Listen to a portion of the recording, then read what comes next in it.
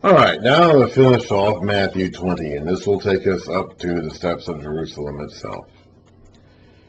Now, as Jesus was going up to Jerusalem, he took the 12 disciples aside and said to them, "We are going up to Jerusalem, and the Son of Man will be betrayed to the chief priests and the teachers of the law. They will condemn him to death, and they will turn him over to the Gentiles to be mocked and flogged or scourged and crucified." So now he's telling them it's going to be by crucifixion. On the third day, he'll be raised to life. So he has not been focusing only on the death. They are hearing the death. When they hear that, we said before, when he tells them this, they're getting sad and confused because they're not hearing the raised to life part. Or if they are, they're just not understanding it. They're not processing it at all. They're hearing the crucified part. They're hearing the be put to death part. But he is not leaving it there. He is telling them that he's going to be raised to life again afterwards. This is very similar to the prophets of old who warned Israel of the impending doom they were about to suffer, but also told them that eventually they would come back. After the exile, they would come back, or after the punishment, they would be restored. God doesn't just give the bad news. He'll give the good news too. Even in Genesis, when they first sinned, he did give them the curse. He did give them the bad news. But before he did that, he cursed the serpent and said, "I'm going to put enmity between you and the woman, and your seed and her seed, and he's going to crush your head." So even before he gave Adam and Eve the bad news of their own curses, their own punishments, he gave them the good news by giving the serpent the bad news that he was going to have his head crushed someday. That's just how God has always done it. So he's doing it here too. Jesus is telling them, "I'm going to come back to life after this happens to me," but they're not hearing it. Then the mother of Zebedee's sons, I mean, I don't really blame them. If I were in that position, I think I'd be pretty confused too. And I think that'd be true for any of us. Okay, like they aren't hearing that because they don't have any comprehension of that. They have no expectation in their culture or in their lives that the Messiah is going to come and get captured by the enemy and killed and then resurrected. Like that was not different people at this point in time had different expectations for what the Messiah was going to do. But one thing that was common basically to all of them, or to the vast majority of them, is that he was going to defeat the Romans. He was going to defeat the enemies. He was not going to be defeated by them and killed. And so that's what he's saying he's going to do. They just got done confessing he's the Christ. And it's immediately after that he tells them, "I'm going to get killed by the Romans. I'm going to get captured by the chief priests or betrayed into their hands. And they're going to turn me over to the Romans. They're going to kill me." And it's like, that is not what these men, any of them, anyone in Israel at the time, would have expected the Messiah to be the exact opposite of that.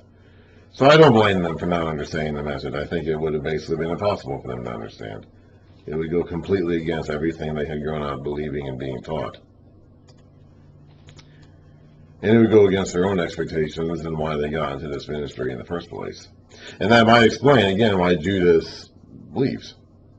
I'm honestly, as I said when I read the book of Mark, I'm surprised he was the only one. I'm not surprised that one of them said, I'm not putting up with this. This isn't what I signed up for." In fact, again, the thing that surprised me the most is there was only one of the 12. I would have figured there would be more. In John, we will read that a good portion of the wider crowd that followed him around did leave eventually. We haven't really read that here, and we won't until we get to the book of John. John will reveal that some of Jesus' initial audience did leave after a certain point because he was not measuring up to their expectations. So, again, like I said, I'm not surprised that Judas betrayed him. If anything, I'm surprised he was the only one. Then the mother of Zebedee's sons came to Jesus with her sons, this is James and John, and kneeling down, asked a favor of him. Now, this is a woman named Salome, I believe, and she'll be mentioned a time or two in the Gospels here or there. She's at the cross. Let's see if she's in Matthew. She's one of the women at the cross.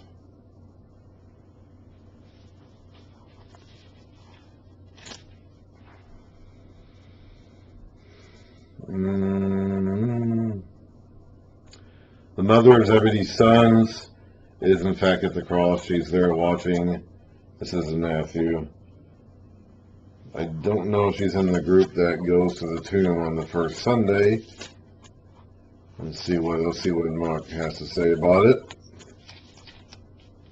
Salome, he calls her Salome. That is the woman's name, the mother of Zebedee's sons. She's one of the ones who anoints Jesus' body. Luke will talk a little bit more about these women and kind of feature them a couple different times in his gospel instead of at the very end. We'll get to that when we get to that.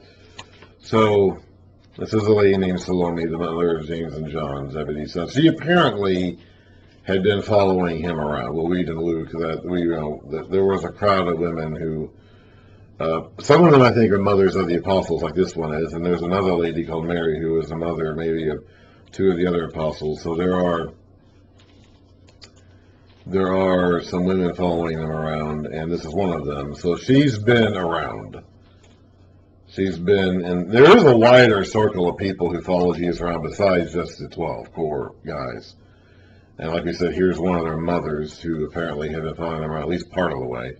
And there were other women who followed them around, other mothers, I think, in the group they're following them around. And then there were just other people in general who are, and Luke will talk about, we already read in both Matthew and Mark about Jesus sending the 12 out. And Luke will mention that at some point later on, he sent 70 of them out. So there were more people following him around on a consistent basis than just those 12, and one of them was this lady who was the mother of James and John. So at some point, they talked to her, and maybe, I don't know. Matthew includes her in this conversation. Mark and Luke both do not, and only mention James and John themselves. I don't know if the idea was hers, or if the idea was theirs and they convinced her to approach Jesus with it.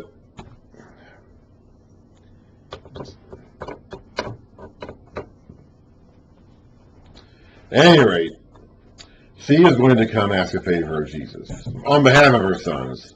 Maybe they're the ringleaders, maybe she is, I'm not sure. What is it you want, he asked. She said, grant that one of these two sons of mine may sit at your right and the other at your left in your kingdom. You don't know what you're asking, Jesus said to them. Now, he just got done telling them about sitting on 12 thrones.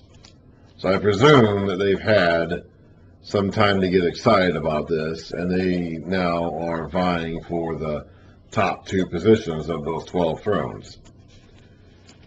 So you don't know what you're asking, Jesus said to them. He didn't say that to her, he said it to them. So they're asking this. She's the vessel through which they're asking. Can you drink the cup I'm going to drink? Yeah, we can, they answered. He said to them, you will indeed drink from my cup. So they are going to suffer like he will suffer. Not immediately. It will be later. But they will end up drinking. At this point in time, they're not ready to drink from that cup. They will run from the soldiers when they come. So James and John are not ready to drink from that cup right now. But they will someday be. And James, in fact, will be the first of the 12 to be martyred, to die. We'll read about that. And it's and his death is the only one of the 12 that's actually recorded in the scriptures. So they will drink from this cup of suffering that Jesus is going to drink from. That's what the cup stands for. He's talking about drinking from the cup of suffering that he's going to drink from. We'll read about that more when he gets to the Garden of Gethsemane. He talks more explicitly about this cup. And they will drink from the cup. But to sit at my right or left is not for me to grant. These places belong to those for whom they have been prepared by my Father. So that's already been determined. No changing that now. When the 10 heard about this, they were indignant with the two brothers. They wanted to be number 1 and 2. They were probably mad that they got there first. So Jesus called them together and said, I know that's why they are mad, because of what Jesus says about it here next. You know that the rulers of the Gentiles lord it over them, and their high officials exercise authority over them. That's what they want. They want to be the number 1 and 2 people behind Jesus so they can have that authority. But it must not be so with you. Instead, whoever wants to become great among you must be your servant, and whoever wants to be first must be your slave. Just as the Son of Man did not come to be served, but to serve, and to give his life as a ransom for many. He already got done going into great detail about this a couple of chapters ago in Matthew 18, about the need for humility and that being such a defining characteristic of the kingdom, and servanthood, being a servant of all. He's already discussed this with them. This is not something they're hearing for the first time, but it's not really what they want. And we'll read in John, come on, Timber, what do you think? That even at the Last Supper itself, they were still arguing about this. And Jesus had to take the towel and wash their feet and give them an object lesson even before they had the last Passover together. This was a hard lesson for them to get. As Jesus and his disciples were leaving Jericho, a large crowd followed him. They have a feeling something's going to happen. They know that something big is going down. So he's going into Jerusalem with a crowd. 2 blind men were sitting by the roadside, and when they heard that Jesus was going by, they shouted, Timber, just don't do this. Just go somewhere. You don't have to just like be buzzing around me all the time. Just go sit over there. I have 2 cats sitting here on the couch. That's Luna, the one next to me, and then Lily. There's Timber over there. Timber does not like it when she's the only cat awake and about. If the other cats are sitting down or sleeping like these 2 are right now, Timber will get very anxious. She needs activity. Timber needs activity. And if the other cats are not available for activity, she'll just bother me. That's what she'll do. As Jesus and his disciples were leaving Jericho, a large crowd followed him. 2 blind men were sitting by the roadside. Now Mark and Luke will both say one guy was there, and Mark gives us his name, Bartimaeus. And when they heard that Jesus was going by, they shouted, Lord, Son of David, have mercy on us. The crowd rebuked them and told them to be quiet, but they shouted all the louder, Lord, Son of David, have mercy on us. Jesus stopped and called them. What do you want me to do for you? He asked. Lord, they answered, we want our sight. Jesus had compassion on them and touched their eyes. Immediately they received their sight and followed him. We read a much more detailed account about that in the book of Mark. Most of this stuff actually is also recorded in Mark, usually with more detail, but with less teaching. Matthew is more interested in the teaching, whereas Mark is more interested in the action and events. Mark gives us the fewest events, or the least amount of teaching, really. But he gives us the most detail most of the time in the actual stories that he records. And that is really how you can see the difference between them. Mark gives us more details about what happened, and Matthew gives us more information about what Jesus said. Luke has a lot of information in it that the others don't have, so he got extra information from somewhere else too that Matthew and Mark did not include. Okay, so that's it. Next time we will actually go into Jerusalem. Matthew 21, we're ready to go into Jerusalem. And then we have the Passion Week, 7 chapters worth in our Bibles, of course. We're about to, it's March 8, 2024, Easter's in a few weeks. I'd like to get this done before Easter. I still have Luke to go through, but it'd be nice if I can at least get this somewhat timed up with the season.